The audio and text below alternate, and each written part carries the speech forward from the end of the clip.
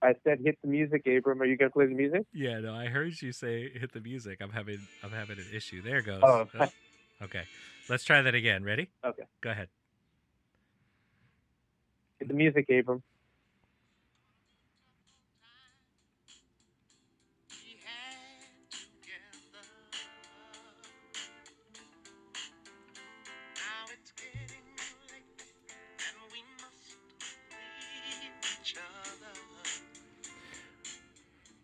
Welcome to the Radical Bureaucrat, a podcast for people who want to change institutions from the inside.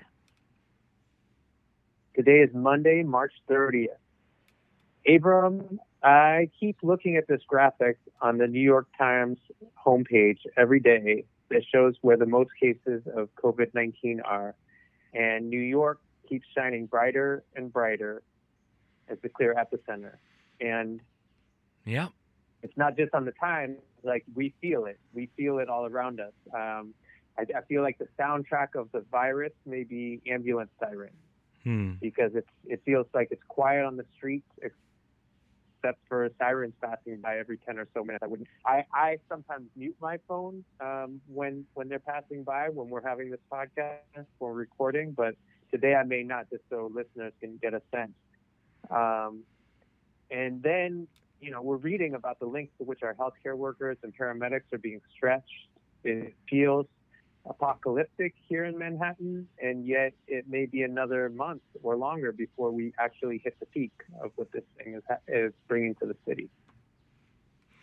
Yeah, and there's increasing evidence that the hardest hit parts of the city are now its poorest areas. These are the areas where people lived in more cramped conditions, where many of our essential service workers who are still reporting to work every day live with their families. And as Dr. David Kirkland pointed out this weekend on Twitter, the patterns of the virus do not appear to be random. It's becoming clear who is being hit the hardest right now. Yeah, it's the folks with the least capacity to shoulder more burdens and more trauma. So we decided to bring our interview back to New York City today to talk to a teacher who is in consistent communication with the students and families in his classroom here in Harlem. Ruben Brosbe is a third grade teacher in Harlem, New York City. He's passionate about social justice-oriented project-based learning and finds that young people make the best out. He's a co-founder of Teach Resistance, an online community for social justice and anti-bias elementary educators. He's the founder and host of Teachable Moments, a live storytelling event featuring stories by former and current educators. And he also writes about teaching and equity for the Educators Room and his personal blog, RubenBrosbe.com. That's RubenBrosbe.com. And you can find him on Twitter at Blogsbe, Blogsbe. Ruben's been talking about what remote learning is like for him and the opportunity gap that he's seeing between rich and poor in New York City. So we're looking forward to hearing about that. So welcome to the podcast, Ruben. Thank you. It's an honor to join you all. Yeah, thanks for coming on. Yeah. So how are you doing, Ruben? I think we share. I'm not sure where exactly in Harlem you are, if that's just your school or the neighborhood you're living in, but I'm in East Harlem now, kind of locked in the house. But how are things holding up? How are things around the neighborhood? How is life? How are you doing? How are you holding up? How's it going? I feel overall pretty calm. I'm lucky that I just have my work to keep me busy.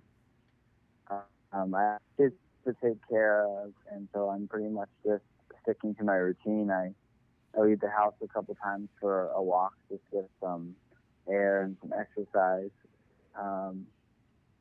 If I try to wrap my head around what's actually going on a larger level,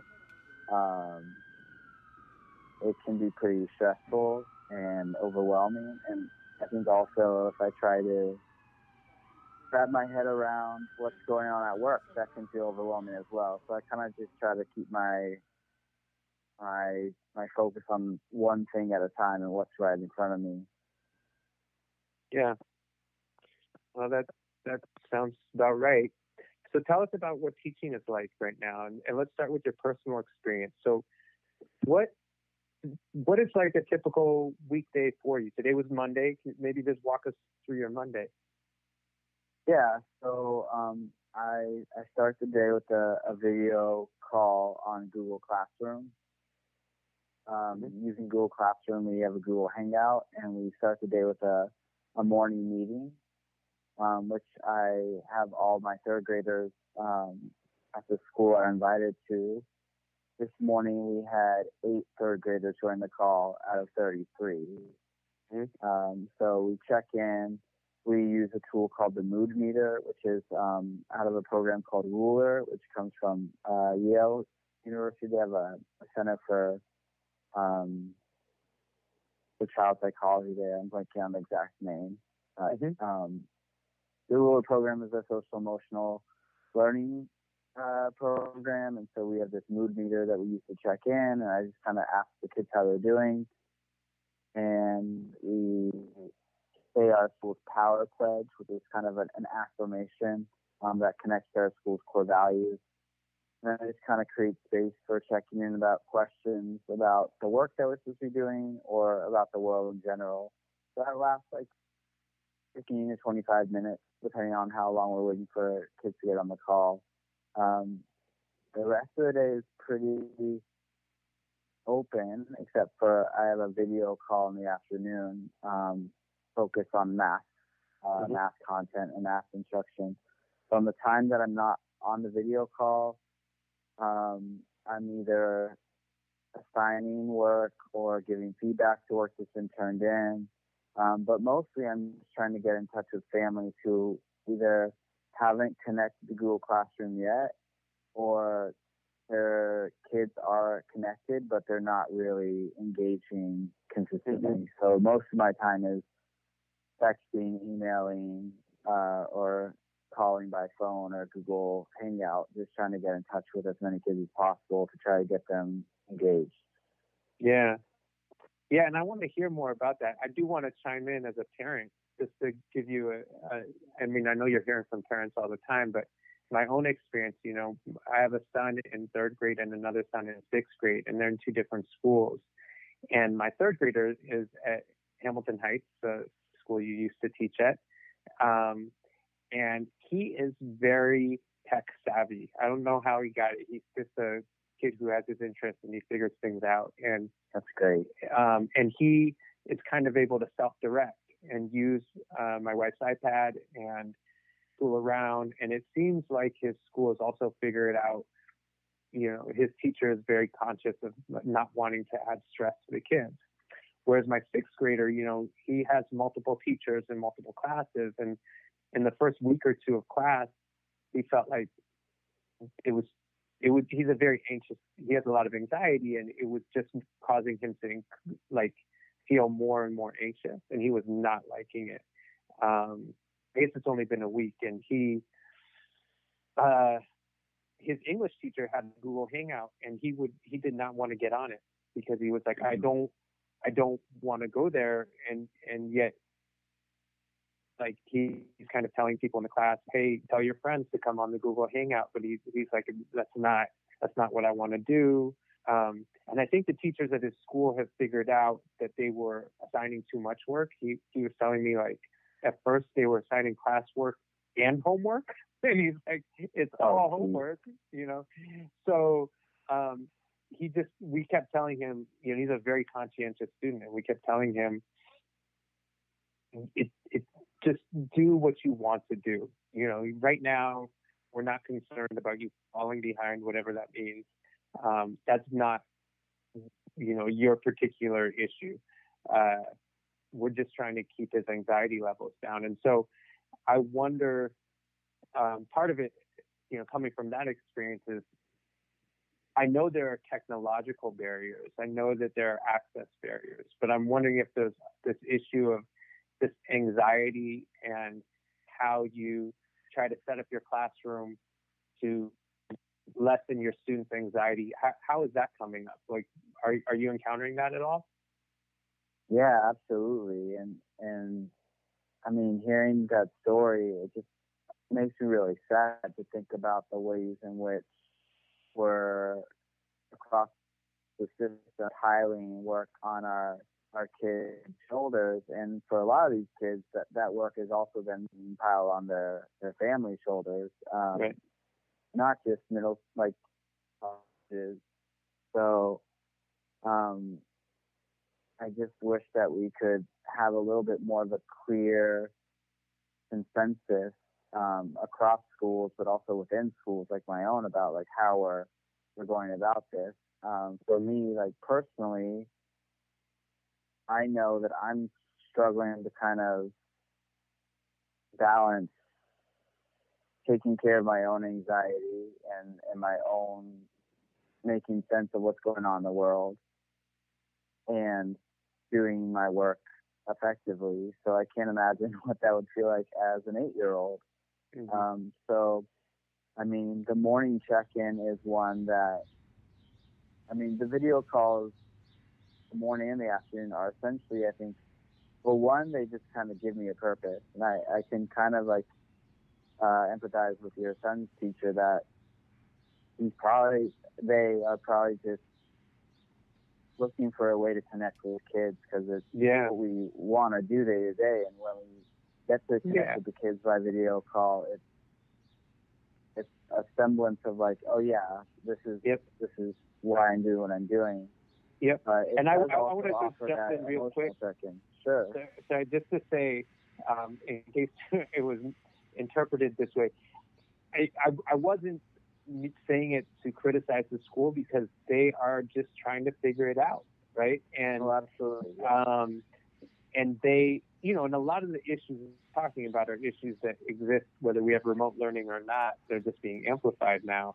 But to the school's credit, on Friday, one of the teachers called my wife and said that they're calling all the parents and checking in, and that they realize that they need to make some adjustments, and that in some cases they were assigning too much work. So when my son heard that, he was very, very happy, very relieved. And so they're adjusting. Schools are adjusting right now. It's a difficult time.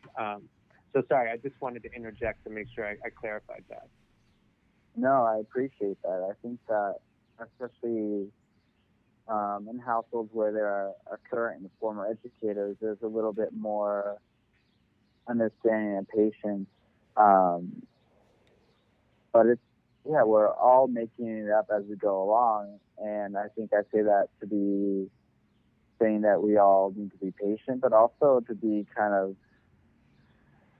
I don't know, it makes me feel sad and a little angry, and actually very angry to be saying we're making this up as we go along, but the stakes feel so high. And my friends who do a private school, and their version of making up as they go along is they're starting very small, very low impact, and then they're going to grow from there. Whereas I feel like my experience, and what sounds like your son's experience, was let's start with normal school, whatever that means in a remote learning context, and then we'll tweak it from there. And I just kind of wish, I wish we had all taken a lot more time to like breathe and think and kind of move a little bit more cautiously and with more care. Yeah. What has been your experience, and you tweeted about this a little bit, in terms of getting families access to your online learning environment? How have they been doing able to? Well, that has been my primary focus, and today was day one of week 2, and I still feel like I have a lot of work to do, because we first have at my school roughly a third of our third graders live in transitional housing, and none of the kids in shelters had internet. And then on top of that, there were a number of kids who were being denied internet by Spectrum because their families had outstanding bills. So now the city has started to make the movement on that. But that's roughly a third or more of my kids who just, there was no way to even get them connected, just logistically speaking. One of my students, he and his mom went to his older sister's home to access the internet. So, Ruben, yeah. Abram dropped off the call and he was recording it. He is recording it. So I think we're going to have to back up a little bit. Okay. I'm going to ask the question again because I actually want to hear those statistics that you said about your classroom again in terms of how many live in transitional housing and how many have access to internet. So, Ruben, would you mind if I just ask that question again? Oh, no problem. Go for it. Sorry about this. No, all right. Okay. So, in terms of the online learning, what has been your experience with getting families access to the material through device, through internet access, and through just whatever kind of support they need to be able to give their third graders? Well, the experience has been really challenging and frustrating, and at times even heartbreaking for me, because the fact of the matter is that the community I serve in Central Harlem just doesn't have the same access to internet or to like comfort level with technology as other families that I'm seeing online. And roughly a third of my third graders live in transitional housing. And up until this week, homeless shelters didn't even offer internet to the families living there. So that was a large group of my students who just had no way of accessing Google Classroom, which is the platform that we're using at my school.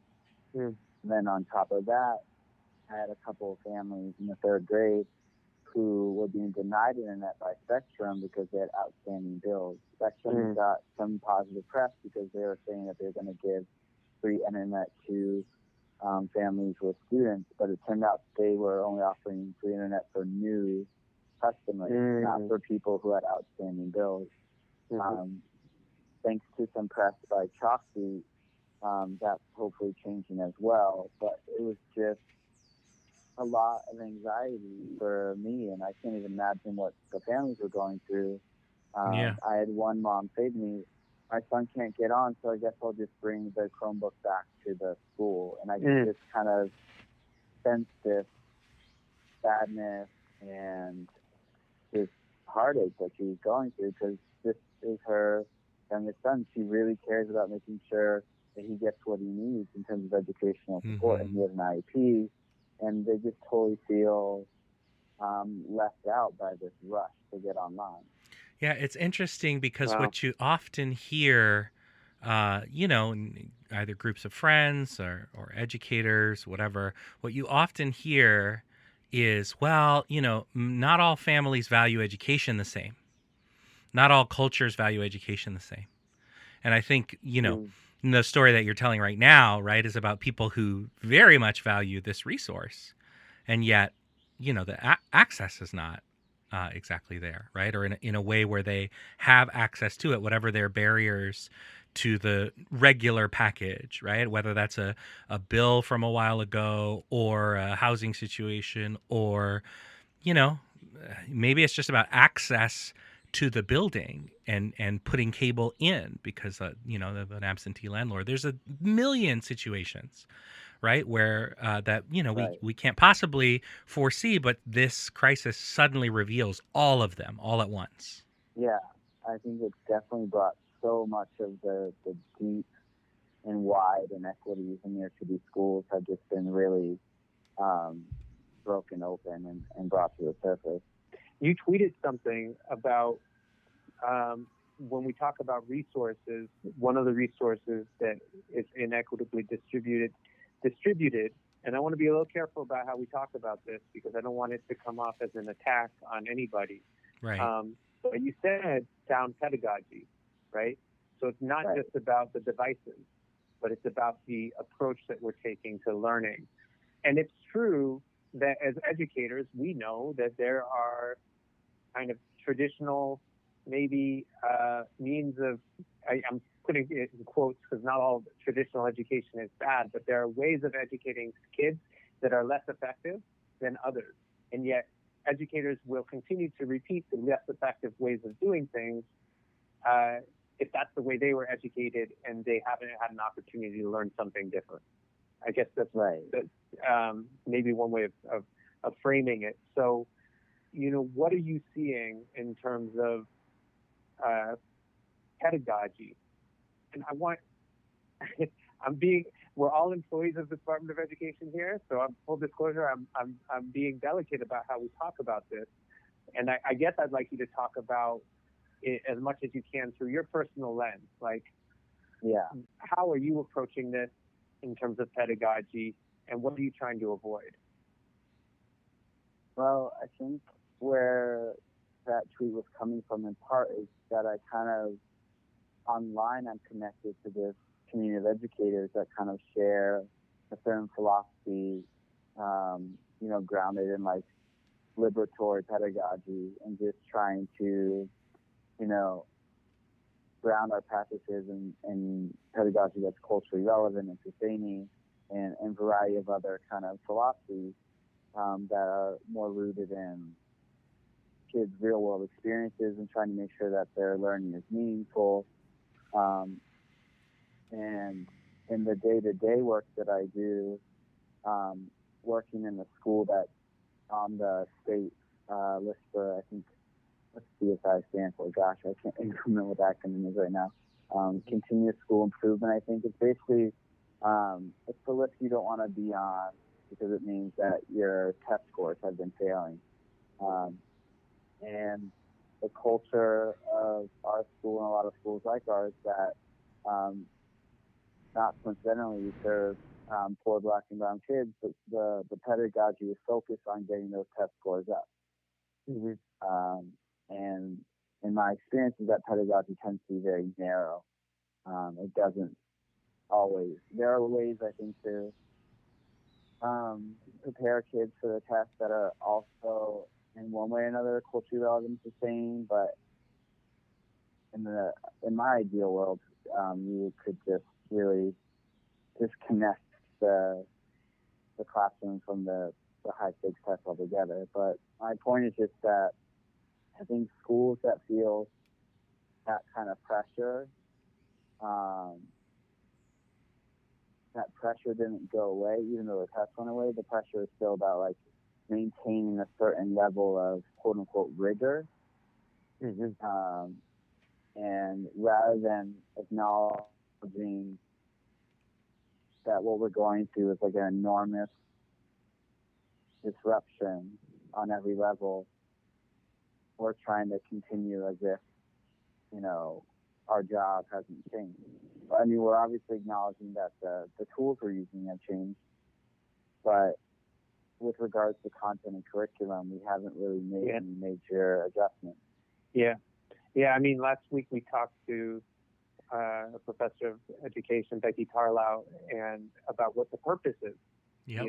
And when tools have this pressure to that it has high stakes attached to it to raise test scores, it can be very, very difficult to unlearn all the behaviors that go with that, even in the midst of a pandemic. Right. Yeah, I mean, it occurs. My approach to it is, go ahead, Ruben. I was going to say, it occurs to me that you have to have something to replace that model with.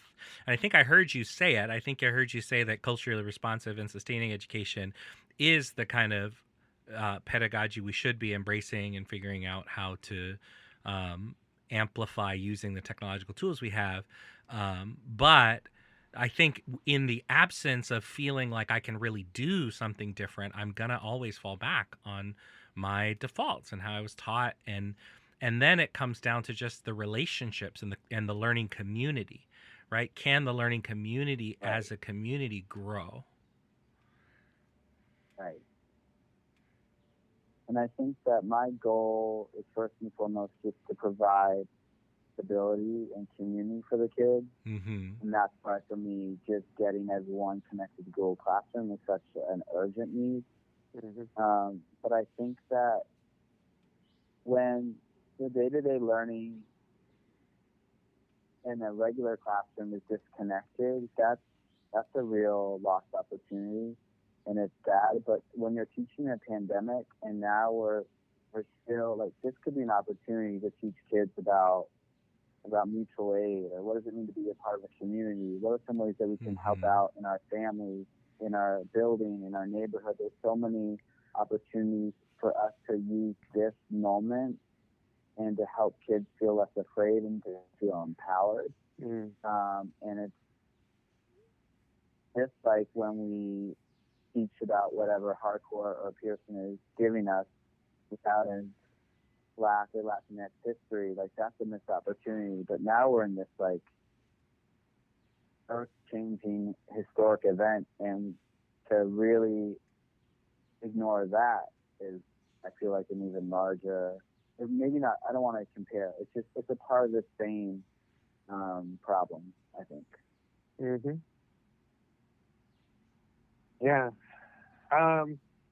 Ruben, is there anything else you want to add about what people should know about what teaching is like right now, or what your families are facing? Anything else that you've heard from families that you think it's important for folks out there to know? I just hope that we can all be really patient with one another. I want us to be honest about what's going on, but not at the, I think you've been very gracious in reiterating that, like, you understand what teachers are going through. So when the chancellor tweets out pictures of how well remote learning is going, that kind of hits me the wrong way. But at the same time, I still feel proud of what my families and I have accomplished over the last week. I just know that there's a big gap between what we're experiencing and what other schools are experiencing. So I hope that we can learn some lessons from this, and that we can figure out how to build a system that doesn't create two very different, like many different educational experiences that are segregated by race and economic status. Yeah. So before we let you go, I want to ask what we ask pretty much every guest on the show, and that's, what's bringing you a sense of calm in the midst of this crazy storm? What's bringing me calm is reading and walking around my neighborhood. Just the walks that I take when I can successfully, like the morning walks, especially when it's quiet outside. Those help me start my day in a calm way. And I've got a big book of stories from New York Magazine, like an anthology. So that's been a good way to de-stress as well. Yeah, we walks and reading. We wholeheartedly endorse those two means of achieving calm. For sure, cosign. Hey, Ruben, thank you so much for your time. Thanks for coming on, and I know it goes without saying, and you don't need to hear it, but thank you for everything you're doing for the students in your school. Yeah, thanks, Ruben. Thanks for having me, and thanks for asking really great questions. You're welcome. All right, take care.